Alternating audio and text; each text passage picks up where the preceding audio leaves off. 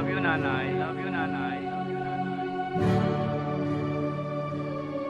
Pinagsisisihan lahat ng aking kasalanan. Kung di mararanasan, di pa mauunawaan. Ngayon natagpuan ko ang sagot sa katanungan. Mula ng bata pa, laman na ng aking isipan ang bawat payo sa tuwing ako'y pagsasabihan. Hindi pinapansin kahit alam na kabutihan. Nagsakripisyo, ginawa lahat ng paraan upang mabigyan lang ng magandang kinabukasan. Halos gumapang sa hirap na nararanasan. Hirap na kahit minsan di man lang nasuklian. Siyam na buwan mong iningatan, sa iyong sinapupunan. Nang mailuwal kahit lamok di marapuan. Sagana sa lahat, damit magandang laruan. Ngunit nang lumaki kung sumagot harap-harapan. At sumabit na nga ang puntong pagbibinata na tila hudyat sa paggawa ng masama. Nag-umpisa ang lahat ng sinubukang magkasyota. Sinanay kong utusan, di naig pa ang alila. Ganyang pag-uugali, sino bang matutuwa? Ang sarap ng buhay mo, ang nanay mo nakakaawa. Itim ang budhi ng taong di alam gumalang. Magawa ang gusto, itataboy pati magulang. Mapapatawad pa ba ang sangkaterbang pagkukulang at kasalanan na halos di na rin mabilang? Itim ang budhi ng taong di alam gumalang. Magawa ang gusto, itataboy pati magulang. Mapapatawad pa ba ang sangkaterbang pagkukulang at kasalanan na halos di na rin mabilang? Magagawang tiisin na magutom si inay. Masunod mo lang ang nobya na lahat ibibigay. Pangyayaring kinagulat mo nang siya'y humiwalay.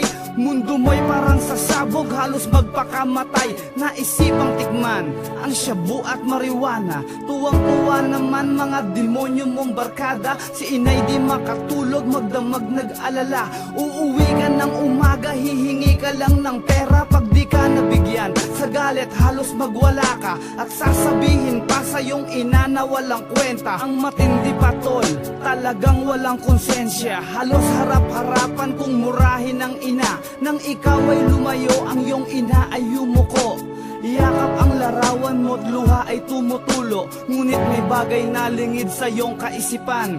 Ang iyong ina pala may tinatagong karamdaman. Nang minsang pag-uwi, si nanay nasa higaan. Nangyari ang bagay di mo lubos inaasahan. Mata ni nanay pumikit ng dahan-dahan, sabay hagulgol at ipinatong sa kandungan. Lumuhod man ako at maghapong umiyak. Di na maibabalik pa ang kahapong kong winasak. Kay hirap pala ang maulila kay inay. Magdusa man ako, hindi sapat ang aking buhay. Lumuhod man ako at maghapong umiyak. Di na maibabalik pa ang kahapong kong winasak. Kay hirap pala ang maulila kay inay. Magdusa man ako, hindi sapat ang aking buhay. Tuwing ako'y nag-iisa, lagi ko siyang naaalala. Takbo ng buhay, tila nawalan na ng pag-asa. Parang di ko kaya ang mabuhay mag-isa. Hinahanap-hanap ko pa rin kalinga ng ina. Pero ngayong ika'y wala na, paano na ako inay?